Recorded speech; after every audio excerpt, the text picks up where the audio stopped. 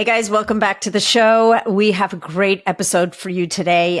Repeat guest Kiran Krishnan is here to talk about the microbiome, but not an aspect of the microbiome that you hear talked about very often. And probably once you've heard this episode, you'll believe not often enough. That's certainly how I walked away from this episode. But before we jump in, I want to thank you guys, of course, for being here. I want to welcome all of our new listeners. There are a lot of you out there. Thank you so much for joining us. And for those of you guys, whether you're new or whether you've been here for a while, if you enjoy this episode, I would love to encourage you to share it with your friends and your networks. And also, if you had a spare moment, if you could take a moment to leave us a review on whatever platform you're listening to the podcast on, that would help us to get seen by more people and will helps us to grow. Now, let's talk about this episode. Is it possible that the health of your skin could be one of the best predictors of chronic disease risk and mortality? In today's episode of the Longevity Podcast, Kiran Krishnan and I talk about how aging and dysfunction of skin, driven by changes in the skin microbiome, may actually precede and contribute to unhealthiness in the body rather than just reflecting it. Like, think about that for a minute. That's kind of a crazy concept. Maintaining your skin's barrier function by supporting a balanced, diverse skin microbiome could actually be a crucial factor for health and longevity. In our conversation, we dive into the science of skin microbiome, how modern products and lifestyles impact it, and some practical strategies to keep your skin's ecosystem thriving. You're going to want to check out this episode because this is really going to change about how you think about skincare and healthy aging. Kiran Krishnan is the chief microbiologist at Just Thrive with 20 years of experience in the dietary supplement and nutrition market. He comes from a strict research background, having spent several years with hands-on R&D in the fields of molecular medicine and microbiology at the University of Iowa. Now, if you want to follow Kiran, which I strongly suggest you do, you're going to want to check him out on Instagram at Kiran Biome. So Kiran's with a K. And if you want to get your hands on some of this Civ Serum that we were talking about, you're going to want to go to civserum.com and use discount code NAT10 to save on your purchase. And now let's jump into the episode. Hey folks, just a quick reminder that all of the information presented in this podcast is for information purposes only. No medical advice, no diagnosing, no treatments suggested here. Before you try anything that you hear about or learn about here, make sure that you check with your medical provider. Welcome to the show, Kiran Krishnan. It is such a joy to have you here today. Thank you so much for having me, Nat. It's great to be here. Yeah, well, every time we cross paths, I'm like, oh, we need to talk. We need to talk about this. We need to talk about that. And you, listen, you are probably, first of all, you are one of the best speakers out there. I would love going to your talks. And your degree of knowledge and expertise in this whole space and we're just going to refer to the microbiome because I think that, and we're going to talk about this today, people when we say the word microbiome, people are thinking gut, which granted, it's big, it's giant, it's important, but we have so many other microbiomes in our body that sometimes don't get the attention they deserved. So, and I know that that's become your new or your current, let's just say, area of extrapolation. So thank you for being here. And, there's a couple of things I wanted to talk about, and I definitely want to lean into the whole skin biome. But before we do that, selfishly, I have questions about the gut microbiome and how it may or may not be getting impacted or how we need to be thinking about it in the context of the GLP-1 agonists, which are, as you know, the new rage. People love them. People hate them. People think they're great. People think that they're the work of the devil. And I would love your point of view on all that stuff. Yeah. Well, let's talk just my general feelings about GLP-1 agonists. I think that, it's a great tool for certain people, right? I think that obesity, blood sugar control is a really important area to focus on. And if somebody's been struggling with it for years and they've tried, right? Let's say they've tried diets, they've tried exercise, they've tried all the different things that people try. and they still can't get it under control, I'm totally in favor of them using something that will help them, like a GLP-1 agonist, because the use of that and whatever risks may be associated with it are much lower than the risk of continuing to have elevated blood sugars and carrying extra weight and so on. Right. So it's all about what is the total outcome. Yeah. And the total outcome is you're better off not carrying the extra weight. You're better off losing the visceral fat. You're better off having better blood sugar control. Now, is it the kind of tool that one should use if you want to lose 5 pounds and you're like, hey, I'm going on spring break and I want to look a little bit better. I want to lose 5 or 6 pounds? Probably not. Right. That, like, to me, that should be a little bit more of a last resort, especially as you're getting older and it becomes harder to control your metabolism and lose weight. So I'm all for it for the right situations. I don't think that it's a really bad thing in any way. But I think there are some considerations that people also have to have, right? So let's talk about what those considerations are. The idea around GLP-1 agonism is that there are these receptor sites in your gut, and they're in your gut for a reason, that really impact metabolism in a positive way, right? Without these synthetic peptides, what is the natural GLP-1 agonist, right? What is utilizing those receptors to improve your metabolic health? Your microbiome plays a big role in that. That's where some of these keystone species like Akkermansia come in, and the production of things like short-chain fatty acids, like butyrate, for example. These short-chain fatty acids are kind of your natural GLP-1 agonists. That's what's supposed to be happening for us to help maintain a healthy metabolism.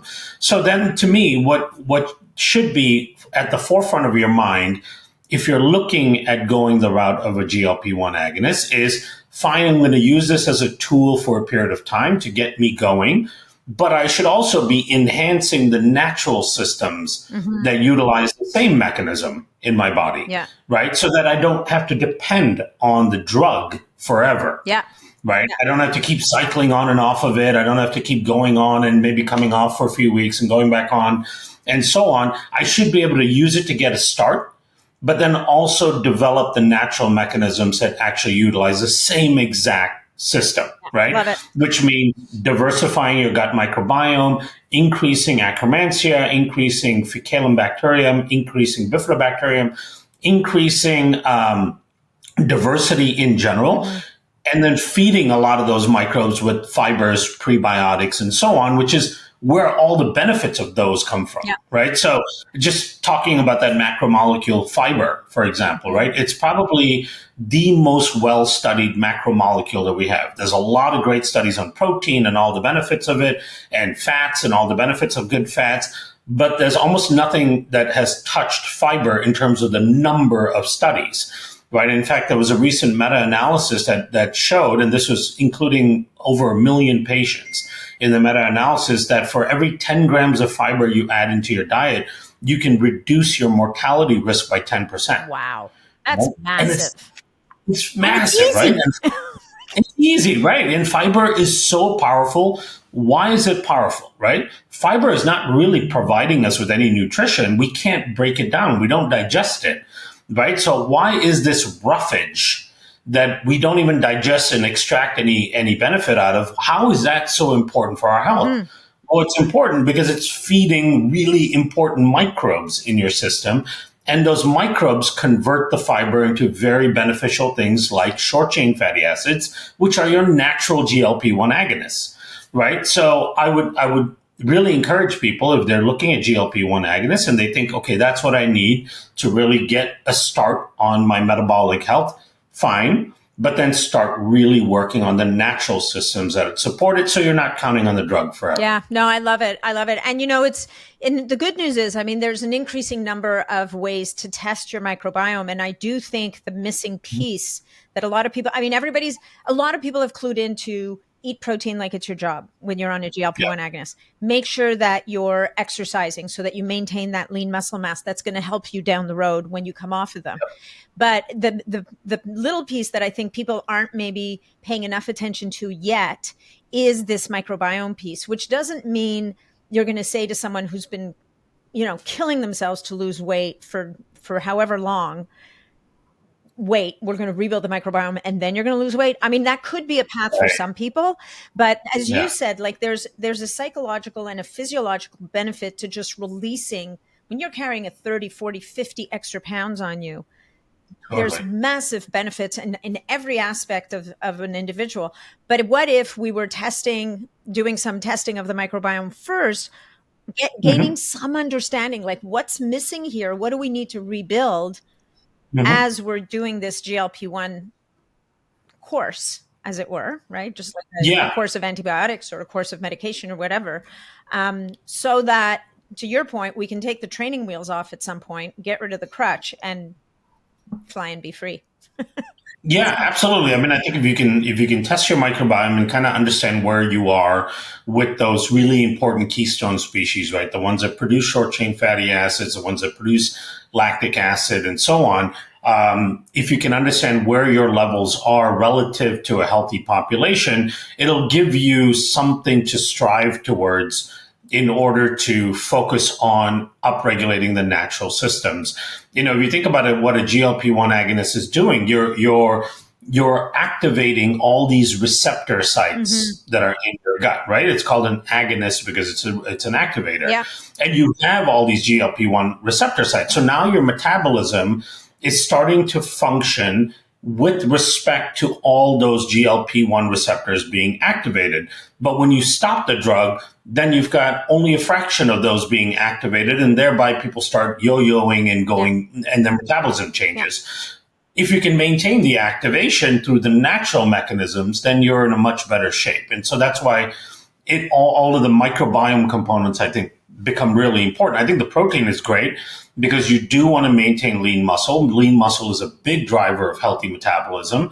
That's a key part of it, right? Especially if you're getting older, it becomes harder and harder to build muscle and maintain it. But the fiber, the microbiome, the diversity there also becomes a really important aspect of it. Cool. Okay. Well, I mean, I could keep jamming on this with you for a while, but I wanted your perspective on this. I know that we have another bigger agenda today because it's also like an unexplored piece of the longevity puzzle, and it's a little bit surprising, right? So, I mean, for this show, my overarching goal is exploring longevity and health span. Like what's going to help us to live longer and better. Like we can all live, I mean, science has gotten us to the point where we can live a long time. How well we live that long time really still remains up to us. Quality. Yeah. It's all on you.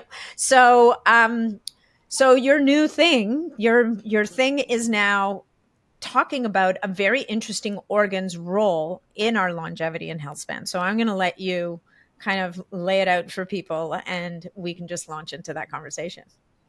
Yeah, and this organ is one that we've always talked about as kind of the largest organ in the body, the skin, right? And here's what's so interesting about the skin to me. The skin is kind of a forgotten organ in a way because we forget how dynamic the skin is in terms of its functionality, right? We look at it as kind of this covering on our system. And yes, our skin can have issues. It can get inflamed. We can get pimples. We can get wrinkles. And we go, we have a solution for that. We're going to use, Botox, this, that, and the other. And it's fine to use all those things. Again, I think feeling good is really important for people, right? So if doing that helps you feel good, that's great.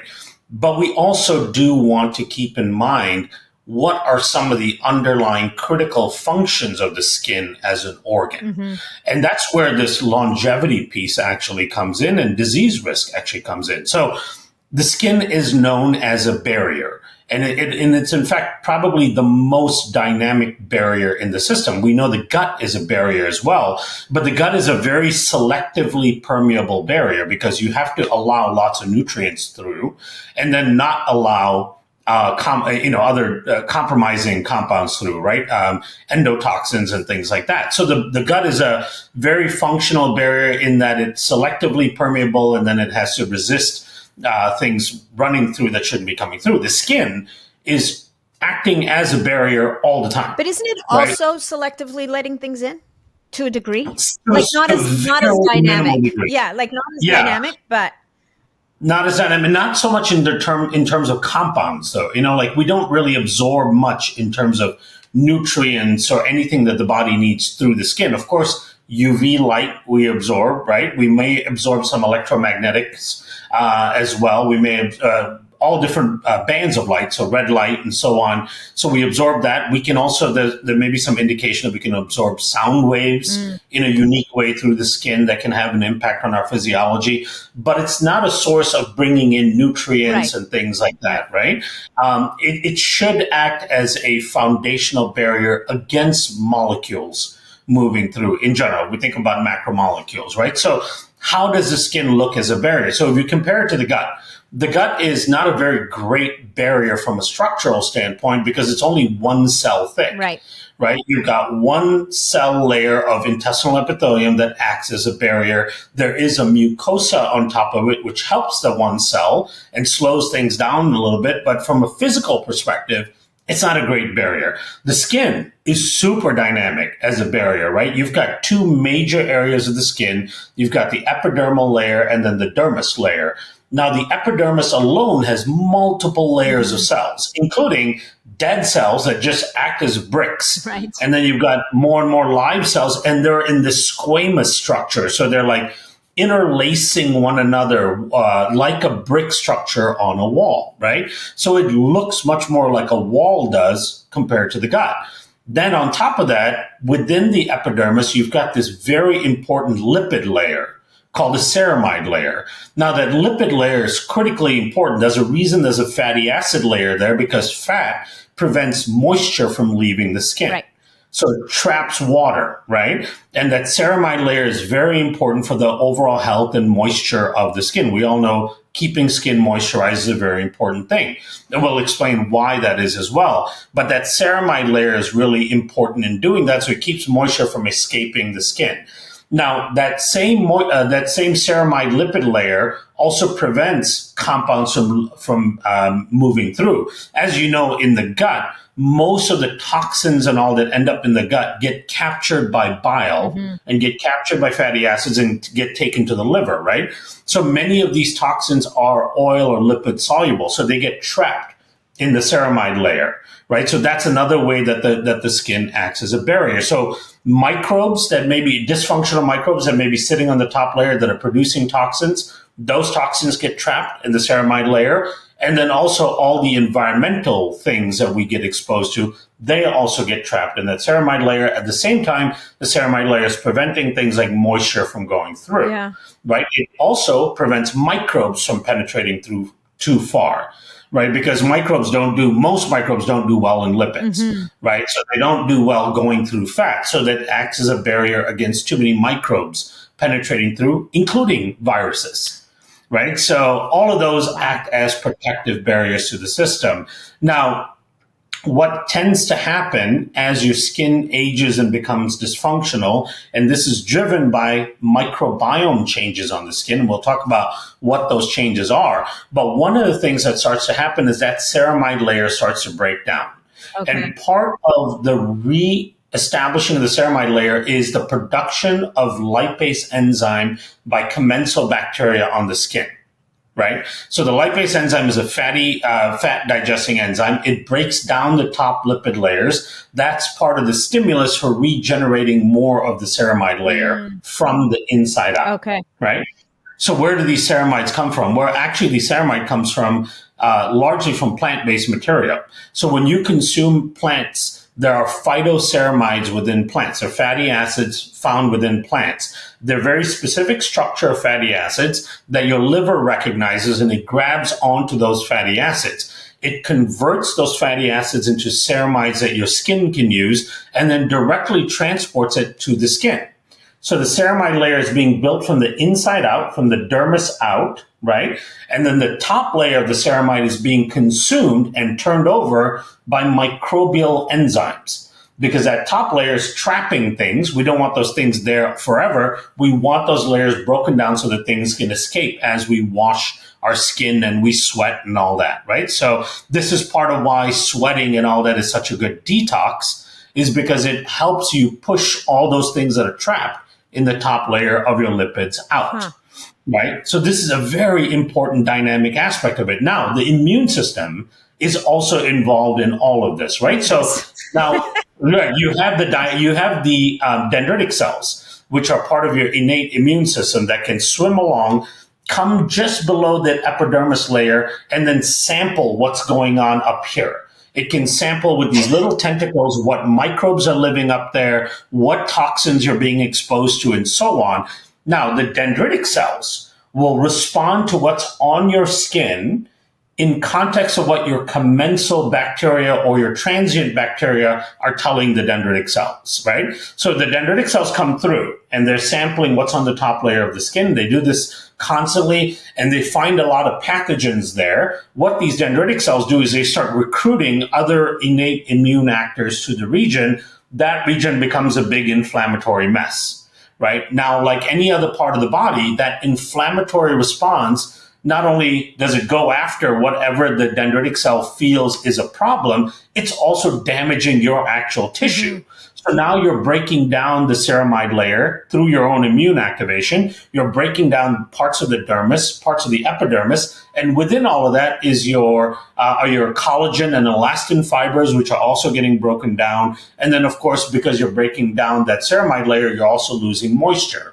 So now your skin starts to get red, dry, thin, because you're not reproducing the skin cells as effectively. Your collagen and elastin fibers start breaking down, which means that the elasticity of your skin becomes compromised. So you start getting fine lines and wrinkles. And then because of all that inflammation, your melanocytes that are sitting around there that produce melanin, the pigment in your skin, they become senescent because they're highly susceptible to senescence through oxidative damage, inflammation, UV damage, and so on. So they sit there and just start producing melanin without turning over. Age spots start to show up, right? And you start to get all this hyperpigmentation all over the place. Now, all of that we see as age-related dysfunction of the skin. That's the aging of the skin we all want to prevent. We don't want fine lines and wrinkles. We don't want drying of the skin. We don't want thinning of the skin. We don't want hyperpigmentation and age spots, right? Those are the classic things we see with aging of the skin. But what those things are actually saying is that the barrier function of the skin is becoming heavily compromised. Now things are leaking through that shouldn't be leaking through. And when they leak through, what happens is you start to get a localized immune response, but that localized immune response quickly translates to a systemic immune response because your skin is all over your body. Right. And your immune system is going, hey, if this is happening here, it may be happening everywhere else. And you start translating that inflammatory local response systemically through the lymphatic system. Inflammation. Right now you've got chronic low-grade inflammation. Yeah, so that's our inflammaging hallmark of aging that just came out. Exactly. That's exactly right. So this is why there's a study called the Baltimore Longitudinal Study on Aging. It was a study that was initiated almost 50 years ago, right? It's the first and only study that I'm aware of that is a longevity study where they followed each individual through the process of aging, which is very unique, right? So normally longevity studies, what they do is they grab older individuals in their 70s and 80s, and then they grab younger individuals in their 20s and 30s, and they try to compare their physiology, their cells, their mitochondria, and all that. It gives you some information, but the problem with that way of looking at it is that these individuals in their 70s and 80s went through a whole bunch of different things than the people today are going through, right? The environment was different, their diets were different, their exposure to electronics, all that stuff was different. So it's not an oranges to oranges comparison. What this study did instead is said, let's take people in their late 20s and early 30s and let's follow them for the next 50, 60 years, right? And look at all the things that they do, the behaviors they engage in, the diets they keep, the job they have, and follow how all of those things impact the aging of their cells, their risk for chronic disease, their risk for mortality, and all of that, right? So it's a fascinating study. Now, one of the very surprising things that the study revealed was that the health of the skin and the age-related appearance of the skin was one of the best predictors of mortality and morbidity in these individuals. Wow. Right? The researchers found that they could predict with a high degree of certainty chronic disease risk and mortality by looking at how aged the individual's skin was. Right? And it's not what we think. We would all think, and I thought this too, that means that the skin is a reflection of an unhealthy inside. What they showed is that the aged skin actually precedes the inside becoming unhealthy, which means that the aged skin is driving the unhealthiness. Wow. Right? Yeah. So they found that aged skin was an independent risk factor for conditions like Alzheimer's, dementia, osteoporosis, autoimmune conditions, things you would never think of that wrinkles and dryness and fine lines and hyperpigmentation would be a part of, but those are a part of driving these chronic conditions, right? And that's because a dysfunctional skin, aged skin, loses its barrier function. You have this issue of leaky skin. And leaky skin leads to chronic low-grade inflammation. And we know chronic low-grade inflammation becomes the foundation for a lot of disease states. Yeah. Right? So it's a very, very interesting connection. Right? So for those of us that are obsessed with longevity and we want to look healthy and be healthy and feel healthy, right now we have something new that we also have to be very cognizant of, is that the health of our skin, not just the appearance, right? Because we can mask the appearance with tools that we have these days, right? We can work against fine lines and wrinkles with Botox, but the Botox is not necessarily doing anything for the barrier function of the skin, right? Which is why the wrinkles are showing up. And so we need to pay attention to the first thing that starts to go wrong with the skin, which is the microbiome of the skin. Wow. Right. So and same with the gut, right? If the gut is leaky, it drives a significant amount of chronic disease risk. And the first thing that starts to go wrong with the gut is the microbiome of the gut becomes dysbiotic. Right. So we now know a good amount of information about the microbiome of the skin, what a healthy microbiome seems to look like, and how the microbiome changes as you age and how that drives aging. That's nuts. Mind blown over here. That is so cool. Great. See, guys, I told you he's a good speaker. I have a question for you. Well, I have a lot of questions for you, actually. But one of the questions I have is, when I was at school, they were talking about the acid mantle of the skin. So they were talking about literally I guess a microbiome on the surface of the skin that has a specific pH that is designed to keep what we want out, and that pH of the skin changes as we get older. Yep. That's exactly right. So the pH of the skin is critically important, just like the pH of the gut is critically important, right? And the pH of the gut increases as you get older, and that causes dysbiosis. Same thing with the skin. Now, the way you maintain pH on the skin is part of that lipid digestion. So what happens is you've got two groups of microbes that play a role here. One group of microbe produces those fat digesting enzymes, the lipases, that break down the top layer of lipids in your skin and release free fatty acids. You have another group of microbes that take those free fatty acids and convert them to acid. And so that's what maintains the lower pH of your skin. You have to have these two groups of microbes working together, right? So they're very important. Now, one of the hallmarks of aging is starting to lose the diversity and the presence and the prevalence of those kind of microbes. So now you're not breaking down the lipids enough. So now your lipids are accumulating a high level of toxicity, and you're getting oxidative stress and oxidative damage and all that as a result of it. At the same time, the pH is going up, which means that now you have fungus and yeast and mold that can live on your skin.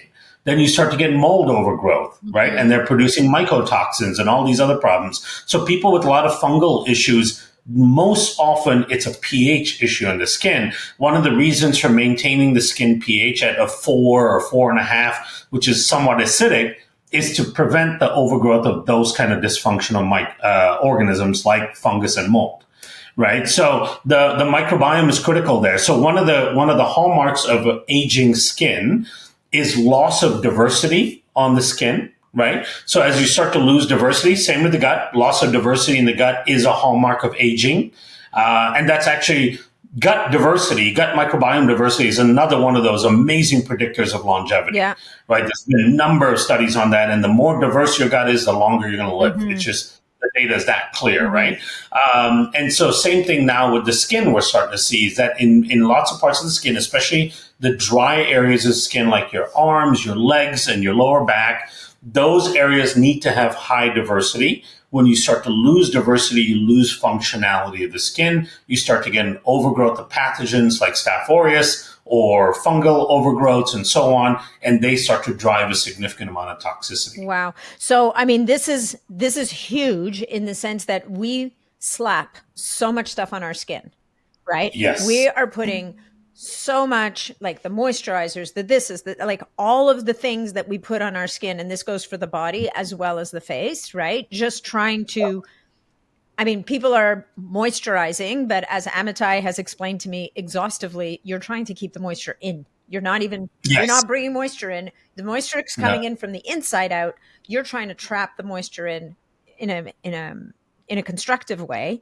But what we've added here is a whole other element that says, what are those products doing for and to the pH of the mantle of the skin, which is ultimately going to have a massive impact on this ceramide layer, which is interesting because I've seen the word ceramide on certain face products, right? And so they're implying, well, if we put ceramide on the skin, somehow this is going to benefit your skin. So I'm sure you have some thoughts on that as well. Yeah, so there's some research that there is some benefit to it. It's not the natural way in which you get ceramides, right? Of course, ceramides come from the phytoceramides that come in through the liver.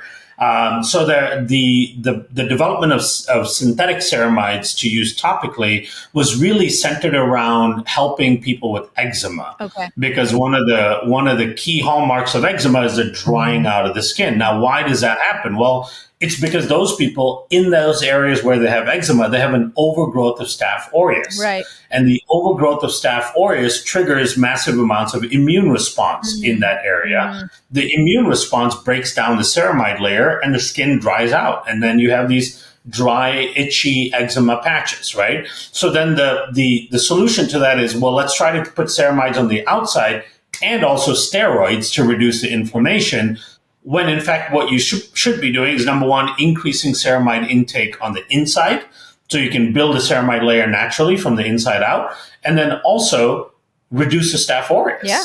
Right? We need to get rid of that trigger, that pathogen that's overgrown in that region. The reason why they might have an eczema patch here and not here is because here there's too much Staph aureus and here there isn't.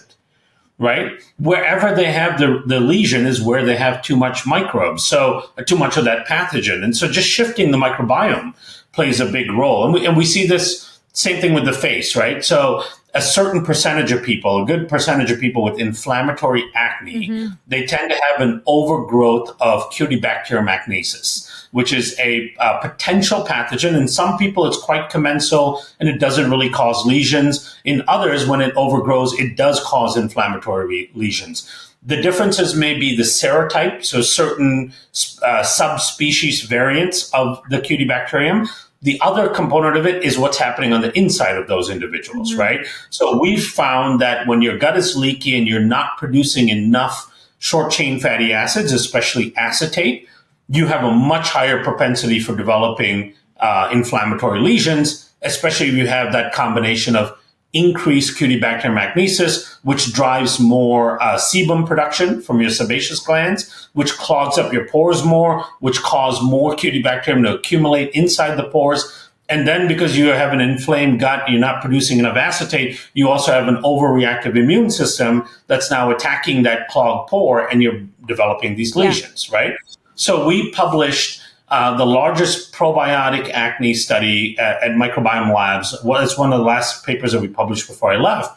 And we showed a 75% reduction in acne lesions just from taking a probiotic that modulated leakiness in the gut and increased acetate production in the intestines. Wow. Right? 75% without doing anything topically.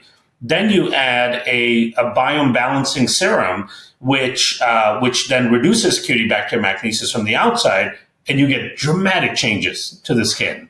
And it's super exciting to be able to see that. That is super exciting. And so is the gut microbe that is needed, is that available to people? Yeah, so that's a product called Serene Skin that we developed. That's Serene Skin. Yep. We developed that and launched that about a year and a half ago at Microbiome Labs. And it's done amazingly well because it helps with all kinds of inflammatory issues on the skin. by modulating the immune response to the gut, right? So that takes care of half of the problem. So when you look at skin and you look at inflammatory conditions like eczema, dermatitis, various versions of dermatitis, psoriasis even, or acne, these types of inflammatory things have two factors to it. Number one, they have a dysbiotic driver on the skin, which is driving the immune system to show up there and respond. Mm-hmm. And then number two, you typically will have a dysfunctional gut that's also causing the immune system to react in a more inflammatory way to anything that's triggering it, right? You've got a trigger and you've got a dysfunctional immune response. This is why people who have acne tend to do well, or their skin improves when they get off, gluten, when they get off dairy in many cases as well, because those are triggering for those individuals. Okay. From the gut, right? So the way we've been looking at it is like, okay, we figured out at Microbiome Labs, we figured out the gut component. So then I became very focused and obsessed about the skin component of how to reduce the triggers on the skin, which is the dysbiotic microbes. Yeah. So if you do both, then you really are servicing your skin in a dramatic way. 100%. Okay, I have more questions. Phytoceramides in plants. You're very specific about plants. What about all these people that are very focused on a meat-based diet? Is there any mechanism that you're aware of for the body to replenish that ceramide layer from animal byproducts? Yeah. So there could be some level of phytoceramides found in meat itself, because most of the meat we eat are herbivores, right? Yeah. So they're eating the plants, and then we may get some of that benefit. However, when you look at the studies around building the ceramide layer naturally, all the studies are centered around good doses, clinically relevant doses of phytoceramides coming in from plants. So I haven't seen any studies that you could get that translational effect from the meat. Yeah. So I would say if you're very concerned about your skin and you want to maintain moisture, which everyone should, that's one of the first things that gets dismantled in dysfunctional skin, right? You really should be either consuming that in diet. So you have to Google what are foods that are high in phytoceramides. Typically, it's a lot of brands and things like that, right? Like wheat germ and rice bran and things like that. Or you can actually take it as a supplement. There's a company I work with called Source. And I think this is one of their products. And it's a little dark chocolate that has clinically relevant levels of phytoceramides in it. And so you just eat 2 of these chocolates a day and you get all the phytoceramides you need. Source. Right? S-O-U. So, S-O-U-R-S-E, which is super interesting. And one of the reasons I started working with this company is because I said, well, I love their approach because they're making it accessible, attainable for those that are on a carnivore diet, for example, or keto diet. And you're like, okay, I'm not eating any plant-based foods or not enough. Then, okay, this is an easy way to do it. Everybody loves some dark chocolate, right? It's like a little treat. Bring it. It's got 1 gram of sugar. There's nothing, right? And so, but it gives you a clinically relevant dose of the phytoceramide. So there's ways to think about it. And I do this as a supplement, even though I eat a very diverse diet. I still do this because it's also an enjoyable experience. It's chocolate with benefits, man. Who's not in? Exactly. Right. Bring it. Okay. So phytoceramides. Oh man, there's so much. Okay. So then what should people be looking for in their skincare products? Like, I mean, is there what are the questions we need to be asking of the manufacturers that are saying, okay, we've got this amazing body moisturizer for you. It seems to me that we're going to have to start asking, what's the pH? Have you how much attention are you paying to, because that seems to be the key. Like in otherwise healthy looking skin, like skin that doesn't have any issues, what I want to do now is make sure that everything I'm doing is helping to maintain that proper pH as a first step. Yeah, exactly.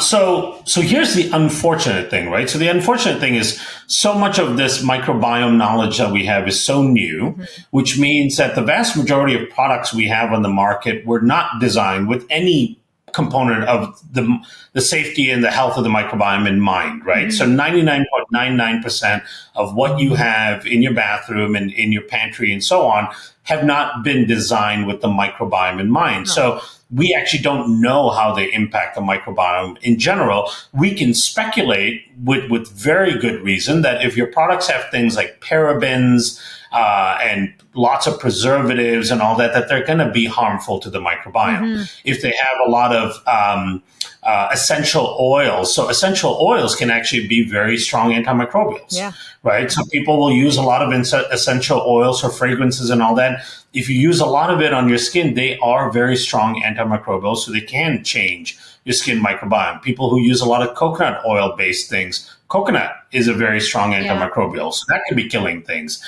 Certainly fragrances. We know fragrance-based products and fragrances itself that we would use as perfumes and all that, they have a negative impact on the skin microbiome and also the skin cells in general. They increase photoaging, they increase photosensitivity and all of those problems. So at the end of the day, you can rest assured that the vast majority of things you're probably putting on your skin are probably not good for your skin microbiome, right?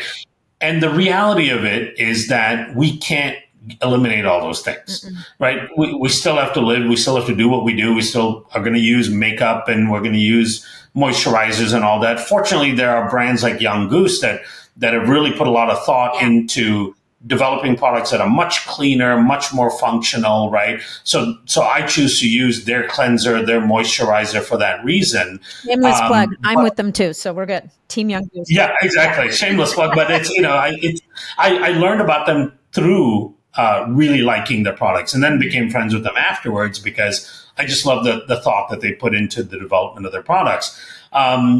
So because we know that the majority of things we're going to do to our skin are not good for our skin microbiome, thereby not good for the skin pH, thereby not good for the ceramide layer and all that, we also have to become very conscious of what we should do to keep reinforcing and supporting the skin microbiome, right? So there's a couple of simple things. There's a couple of free things, and then we also developed a biome balancing serum to help with that. So the free things are getting outside, right? So, and engaging in the environment. So your skin ecosystem works like this. You've got resident microbes that live almost permanently on your skin, and their levels can shift, and what they do on your skin can shift based on the transient microbes they encounter. Okay. Right? So we are designed to be outdoor creatures, right? Our ancestors for the better part of human evolution have lived in the dirt and gotten exposure to microbes all over the outside world. So then we develop a relationship with transient microbes that temporarily sit on the skin. They have an influence on the resident microbes that exist there, and they can either bring down the levels of dysfunctional resident microbes or increase the levels of beneficial resident microbes. They can also modulate immune response on the surface of the skin. They don't stay on the skin forever, then they leave after a period of time. So getting outside and getting exposure to natural environments will have a benefit on your skin. The second thing is about reducing stress and reducing inflammation that occurs from the inside, right? So people, for example, with a cold sore, who get cold sores, they'll notice that when they're stressed, their cold sore pops up. Or people with inflammatory acne, if they're really stressed, their acne pops up. Their psoriasis flares up, their eczema flares up. Why is that? Well, because stress drives massive amounts of inflammation from the inside. And remember, when you have an artifact on your skin of inflammation, there's two factors to it. One is a trigger from the outside, which is a dysbiosis. Yeah. And then the second is the inflammatory response on the inside, right? Yeah. So stress is the inflammatory response on the inside. So getting outside, which also helps your stress, and then modulating stress response, both of those are very good things for your skin. Then we also developed this transient microbe quorum sensing biome balancing serum. What the hell does that mean? Well, a lot of words. One of the ways, right? It sounds good, but what the hell does that mean in English? So one of the ways in which transient microbes, the ones that kind of hang out on your skin temporarily and then leave, one of the ways in which they modulate the skin microbiome is by a process called quorum sensing. And quorum sensing is the ability of microbes to read one another's signatures, chemical signatures, and then produce compounds that affect the population in that area, right? So some of the best quorum sensing microbes there are the Bacillus endospores. And I've been working on Bacillus endospores for quorum sensing in the gut for the last 15 years. And so we started testing it on the skin to go, well, Bacillus is one of the preeminent microbes you would encounter in the natural environment. We know they're naturally found in your skin, at least from a temporary perspective. Do they have quorum sensing capability in the skin? Can they affect the microbiome on the skin? So sure enough, we started doing some case studies on it, and we're seeing a tremendous impact of putting Bacillus on your skin in the right context with the right carriers, and their ability to bring down pathogens and dysfunctional bacteria in the skin, including the groups of bacteria that tend to increase as you age. And that group of bacteria are called corneum bacteria. When you start to see an elevation of corneum bacteria, you start to see a loss of diversity and an increase in age-related symptoms of the skin. We've now shown in a few different case studies that we can bring down the corneum bacteria and increase the diversity of the skin microbiome again. We've done a number of things on acne. We have a 400 subject consumer study going on right now on acne, specifically with microbiome sampling before and after, to prove out all those case studies that we've done, right? Showing that we can reduce Cutibacterium, we can reduce acne lesions, we can rebalance the biome of the skin. So it's a simple serum that we use. It comes in this bottle that looks like this. And if you use it on your face, for example, it's 1 drop on each side of the face once a day. Typically in the evening after you've cleaned your skin, you use your Young Goose cleanser, you clean your skin, you add the serum to your face and neck, then you put the moisturizer on top and you go to bed. That's all it takes. I actually use it a lot. Mess it up. It doesn't mess it up at all. No, it actually just lays on top of it beautifully and allows the microbes to do what they do. Now, I use it on my body as well because I want to maintain diversity on my body. The way I use it on my body is I take, of course, a handful of moisturizer, and then I put a couple drops of this in the moisturizer, mix it up, and then I apply it on my body. Right?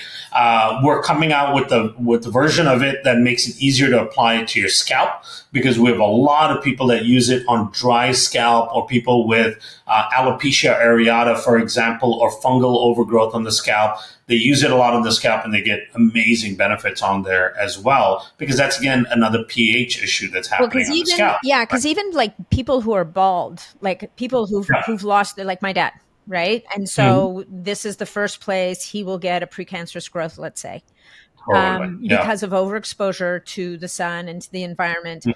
And it's scaly because it gets scaly because the dermatologist goes zapping away at the nasties, but leaves him kind of like a hot mess. And as a matter of fact, God, I'm gonna tell you, you're gonna have to pay us for this episode. One of the products that he loves putting on his head is the biobarrier. Yeah. That serum, because it's just very soothing and unctuous. Yeah. So something like this, again, I would imagine the skin biome of his head is a hot mess. It is, yeah. It's changed dramatically since losing the hair, right? Because when you have hair, you've got different types of microbes that live within the follicles and on the hair shaft itself. When the hair is gone and you get that crazy level of UV radiation, loss of moisture and all of that stuff, it changes the biome of the scalp. And that in itself can become an independent risk factor for other chronic conditions. Right. And so, it becomes really important to utilize it there. Even if you have, of course, if you still have hair, you can still use it. The way people do it is you just kind of part the hair in a few different places, put 1 or 2 drops, and then just kind of rub it all the way in.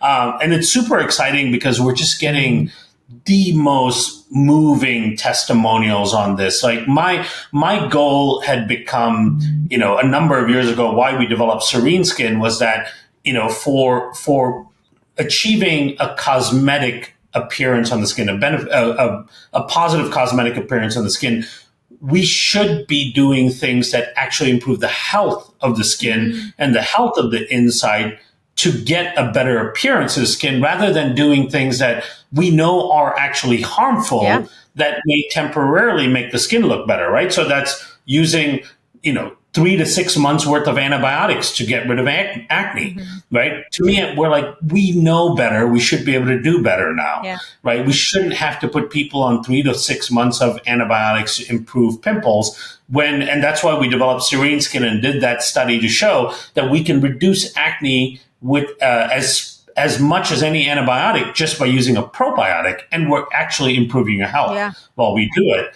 right? Same thing with this. We want people to be able to reduce inflammation, redness, all the issues without having to go to steroids and all these other things that we know are actually harmful for the skin. So using the power of microbes and modulating the ecosystem, we have an opportunity now to improve skin by making people healthier. And so this is a one-stop shop. Like this one product is going to help to address that skin mantle that contributes to all the things. The aging. Exactly, Like it's because it's a universal need. So do you think that older people are going to need to use it more often or more than a younger person? Because like, you know, like if like I'm 60, right? So things are moving, you know, things are happening. And so would it be a situation where maybe it would be better for me to use it morning and night, or like you know what I mean? Like, am I going to need more of it kind of thing? Because there's a more active slide going on. Yeah, we've had people use it twice a day and see more dramatic improvement in their outcomes. You know, age-related outcomes are harder to see in the short term, of course, because they take time to show up. There's no risk in overusing it because these are transient microbes, so they do what they do, and then they will leave your skin at some point. So I use it. I end up using it twice a day. I use it on my face once in the night. But then I end up getting it on my face as well during the day when I'm using it on my body, because I moisturize my body, and whatever is remaining on my hands, I always just kind of use it on my face, right? And I tend to get, like, if I allow my hair on my chin and neck to grow, I tend to get sometimes some sort of folliculitis on there where some of the follicles get inflamed, right? So I do use it on my chin and my neck more often than once a day. I use it often twice a day, because when I moisturize my body, I'm always moisturizing this area with the serum, because I want to prevent that. And it's done an amazing job of preventing that. So for people that grow beards or facial hair and you get a lot of itchy, you might get little pimples and folliculitis there, that it works really well for that as well. So I think it's worth trying it twice a day. If you're getting older and you're feeling significant changes happening or noticeable changes happening to your skin, certainly for the first month, use it twice a day, and then you may be able to just go to once a day once you really start balancing the skin microbiome. And to me, the really important aspect of this is that we know that we are doing lots of things that are not good for the skin microbiome, right? But we just can't stop doing those things. It's not at all reasonable to go, stop using makeup, stop using moisturizers, most of your moisturizers, stop cleansing your skin too much, right? Stop walking around in this toxic environment, right? We can't do those things. So it's just kind of your safety belt for your skin to keep rebalancing the skin microbiome. Okay, last thing before I let you go, because I know you've got to jump, is there a pH we're looking for example, in skincare? Like, what's the pH, if you can, right? If you can reach out to whoever's making your skincare and say, and this goes for body as much as face, is there a target that we want to hit? Yeah. So it's ideal if the product itself has a lower pH that you're putting on your system, right? Okay. And so that it's not a buffering-like effect if it has a high pH. So the ideal pH is somewhere around 4 to 4.5. Okay. That's where you'd want the pH of. And most decent skincare products will probably use some degree of citric acid and things like that in there to bring down the pH anyway. Now, that being said, let's say that, you've got a product you love and it does well for your skin and the pH is 6 or 7, right? It doesn't necessarily mean that product alters the pH of your skin in any significant way, especially if it doesn't have buffering agents in it, right? So one of the questions you'd want to ask these skincare companies is, does it have any buffering agents in it? So things like, like calcium carbonate would be a buffering agent. So the buffering agents, what they do is they do a good job of grabbing hydrogen atoms and increasing the pH of the environment. Non-buffering agents, even if their pH is higher, the ability of the skin to maintain its own pH will overcome it. Right? Yeah. So what you want to make sure is that your skincare products are formulated with a lower pH. That's the ideal scenario. But if it's not a lower pH, that they don't specifically have buffering agents in there, which will then affect your skin in a negative, or your pH of your skin in a negative way. But the microbes on your skin do a fantastic job of continuously maintaining the right pH. So it's also about maintaining a diversity of microbes in the skin. Amazing. All right. Well, I know that our minutes are limited here. So Kiran, why don't you tell people where they can find you, where they can find out more? And we will, people, by the time this comes out, we will have an affiliate code for you, like a discount code for you guys to use. We're going to have to edit that part out. We'll have a code for you guys to use and get your hands on some of this magical serum. Yeah, and we'll have to do a really nice special through UNET because we really appreciate you giving us the opportunity to talk about this. So you can, if people want to follow me and reach me on Instagram, you can find me at Kiran Biome. So that's KiranBiome. I'm also on Facebook, not as active on Facebook, but under Kiran Krishnan. And then this product, you can find information about it at Civcare, Sivcare. And I think that's the Instagram handle as well as at Civcare.